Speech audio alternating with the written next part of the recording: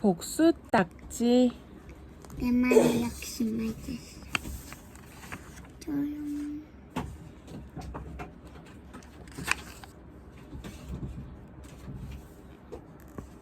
아! 별 생각 없이 오른쪽으로 눈을 돌린 다이키는 숨을 삼켰다. 길 건너편에 여자 한 명이 걸어가고 있다. 키가 크고 덩치가 크다. 머리는 새하얗지만 얼굴은 통통하고 주름 하나 없다. 옛날 동전 무늬가 그려진 자주색 기모노를 입고 큼직한 가방을 들고 느긋하게 걸어간다.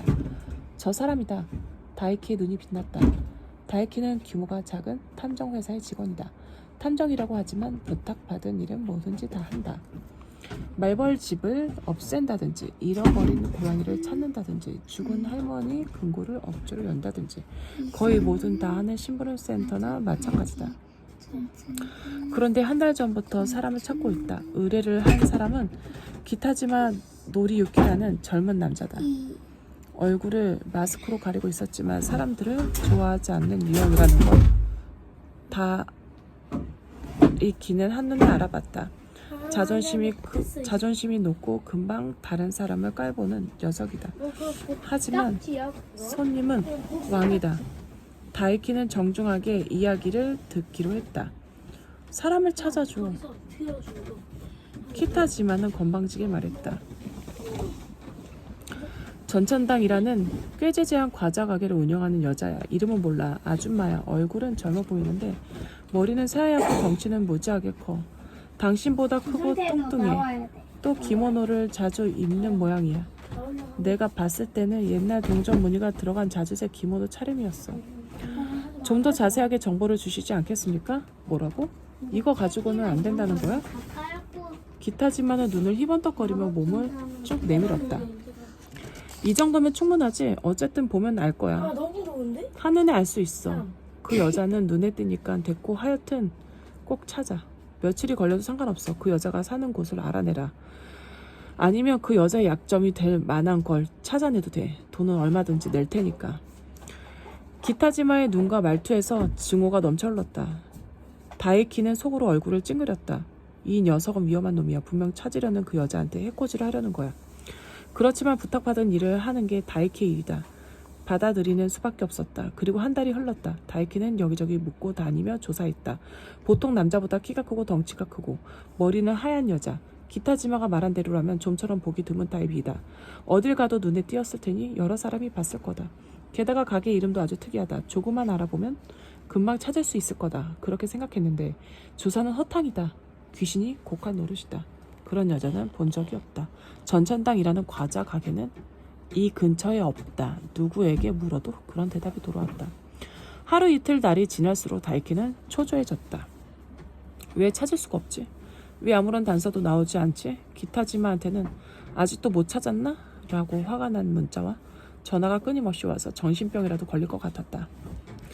그래서 이 모든 조건에 딱 들어맞는 여자를 발견하자 기쁨과 흥분으로 뛰어오를 것 같았다.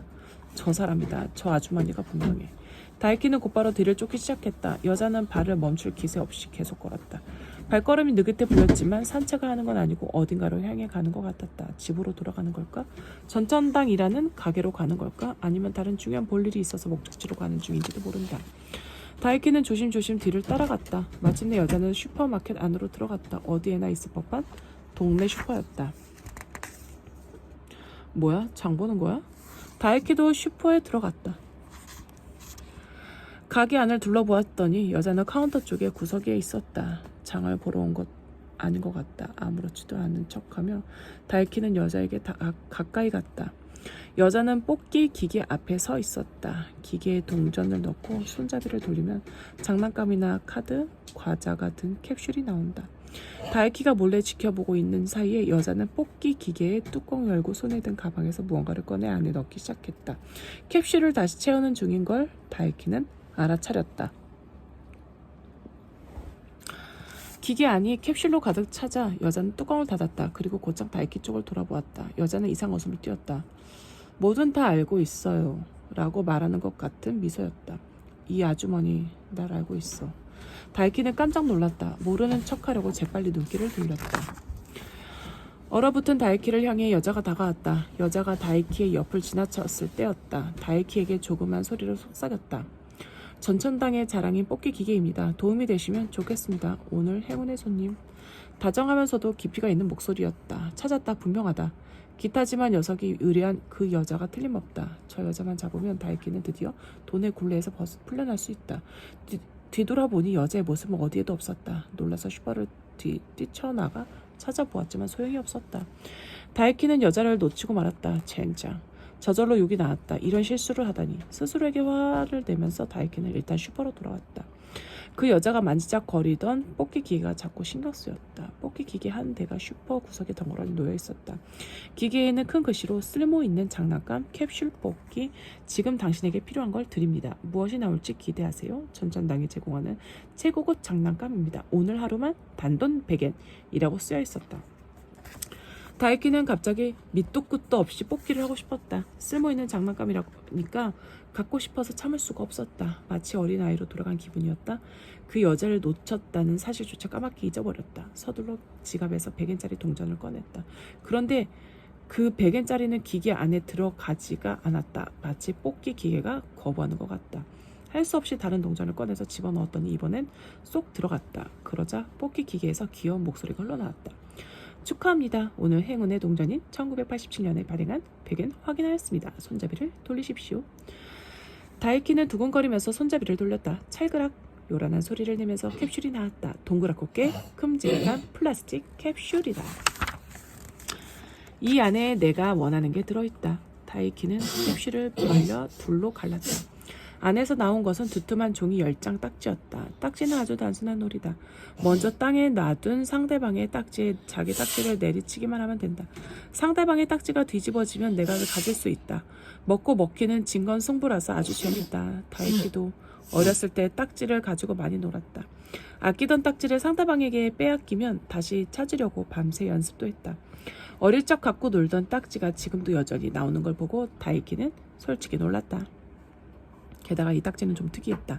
보통은 여러 가지 모양이나 만화 주인공 그림이 그려져 있는데 10장 가운데 9장은 모두 그림도 없이 하얗다. 그림이 그려져 있는 딱지는 한 장뿐이다. 게다가 그 그림은 무서운 악마의 얼굴이었다. 캡슐 안을 더 살펴보니 설명서 같은 종이가 접혀 있었다. 거기에는 이런 글이 쓰여 있었다. 복수 딱지 사용 방법. 이런 이 상품을 뽑은 걸 보니 당신은 스트레스가 말도 못하게 쌓여있군요. 나쁜 녀석한테 몹쓸 짓을 당하고 있나요? 그런 녀석에게 본때를 보여주고 싶을 때는 이 복수 딱지가 제격입니다. 방법은 간단합니다. 먼저 하얀 딱지 한 장에 복수하고 싶은 녀석의 이름을 씁니다. 그것을 악마 딱지로 내리쳐 뒤집습니다. 그러면 복수 성공. 다이키는 몇 번이나 설명서를 다시 읽었다. 딱지를 뒤집기만 하면 꼴 보기 싫은 녀석에게 복수할 수 있다고? 그런 게 정말로 가능한 거야? 아니, 그게 말이 되나? 의심스러웠지만 그렇다고 딱지를 버릴 마음은 없었다. 복수 딱지에는 기묘한 매력이 있어서 다이키의 마음을 붙들고 놓아주지 않았다. 결국 다이키는 딱지를 주머니에 집어넣었다. 기분 전환이라고 생각하고 다 한번 해보지. 슈퍼를 나왔을 때 주머니에서 휴대전화가 울렸다. 받아보니 기타지마였다. 나야 기타지마. 어떻게 되고 있어? 조사는 그 여자 찾았어? 아니, 네, 그게 말이죠. 그러니까 그 여자 같은 사람을 발견하긴 했는데 아직 사는 곳이나 가게의 위치는 정확히 몰라요. 그게 뭐야? 찾았는데 정확히는 모른다니. 설마 놓쳤다는 거야? 뭐야? 그런 거야? 그리고 다이키는 기타지마에게 호되게 욕을 먹었다. 너 좀 장난해? 나는 손님이라고 돈을 낸 사람이야.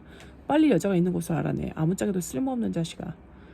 전화가 또 끊겼다. 다이키는 화가 치밀었다. 너무 화가 나서 눈앞이 안 보일 정도였다. 저녁에 집으로 돌아와서 화는 좀처럼 가라앉지 않았다. 지금까지 이 일을 하면서 손님이 화를 낸 적이 처음은 아니었다. 하지만 저 기타지마라는 남자의 행동에는 참을 수가 없었다. 기타지마가 한 의뢰에서 악랄하고 흉악한 마음을 느꼈기 때문인지도 모르겠다. 저 녀석은 분명히 나쁜 놈이다. 그 아주머니가 사는 곳을 알아내려는 것은 무슨 나쁜 짓을 하려는 게 틀림없어. 개자식. 그런 녀석 말을 듣는 것도 이제 끝이야.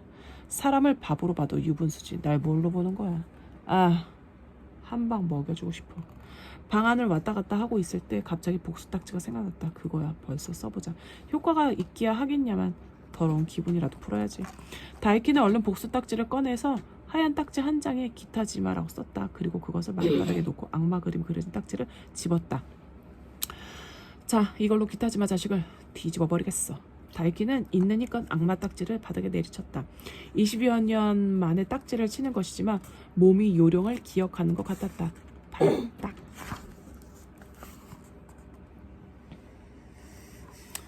단숨에 하얀 딱지가 뒤집어졌다. 그 순간 다이키는 큰 웃음소리를 들은 것 같았다. 꿈에서 깬 것 같은 기분으로 다이키는 뒤집어진 딱지를 보았다. 속이 시원했다. 조금 전까지의 분노가 말끔하게 사라지고 없었다. 스트레스 해소의 완전 최고인데 그렇게 중얼거리면서 다이키는 딱지를 정리하고 샤워를 하고 들어갔다. 나와서 맥주를 꺼내 마시면서 텔레비전을 켰다. 마침 뉴스가 흘러나왔다. 처음 본 앵커가 막 보도하기 시작했다. 방금 들어온 뉴스입니다. 카리스마 미용사로 한때 안방까지 명성이 자자했던 기타지마 노리유키 씨를 아시는지요? 제자의 헤어 디자인을 훔치고 손님에게 과도한 가격을 요구한 일 등이 밝혀져 카리스마 미용사에서 짝퉁 미용사로 불리게 된 사건을 기억하는 분도 많을 거라 생각합니다. 그 기타지마 씨가 이번에는 사고를 일으켰습니다. 앵커의 얼굴 옆으로 젊은 남자의 사진이 떴다. 그 사진을 본 다이키는 꼼짝도 못하고 바라보았다. 저 눈빛 틀림없다. 그 남자다. 기타지마다. 다이키는 식은땀을 주르르 흘렸다. 정말로 복수 딱지가 효과를 발휘한 걸까? 내가 딱지를 사용하는 바람에 그 남자가 죽어버린 걸까? 그렇다면 어떡하지? 그렇게 생각했을 때 앵커가 이어 말했다. 목격자에 의하면 기타지마 씨가 탄 차는 갑자기 차선을 벗어나 달리다가 화단을 올라탄 뒤에 뒤집어졌다고 합니다. 다행히 현장에서 다친 사람은 없고 기타지마 씨 본인도 큰 부상을 입지 않았습니다. 다만 그 여자 때문이야. 그 과자 가게 여자 때문이라고. 그 과자가 날 이렇게 만들었어 라는 알 수 없는 말만 되풀이했다고 합니다. 앵커의 말이 끝나고 광고가 흐르자 다이키는 더 이상 텔레비전을 보지 않았다. 복수 딱지다. 딱지가 한 짓이 틀림없다. 저 딱지는 잘못 쓰면 무서운 일이 벌어지는 물건이다. 지금 당장 버려야 한다. 아니 불태워 버려야 한다. 다이키는 얼른 라이터를 가지러 갔다. 한편 그 시각 같은 뉴스를 작고 낡은 텔레비전으로 보고 있는 사람이 있었다. 높게 올려 묶은 하얀 머리, 통통한 얼굴에 붉은 입술, 큰 몸집을 감싼 자주색 기모노, 전천당의 주인 베니코였다. 뉴스에 나온 기타지마의 사진을 보고 베니코는 후후후 하고 웃었다. 어머나 누군가 했더니 전에 카리스마 봉봉을 사셨던 손님 아니신가? 역시 그랬군요. 요즘 누가 자꾸 나를 노리는 느낌이 들었는데 이 사람 짓이었군요. 자기가 불행해진 이유는 자기 탓인데 후후후. 원한을 품으려면 조심하셔야죠. 전천당의 과자들은 모두 이 베니코 편이니까요.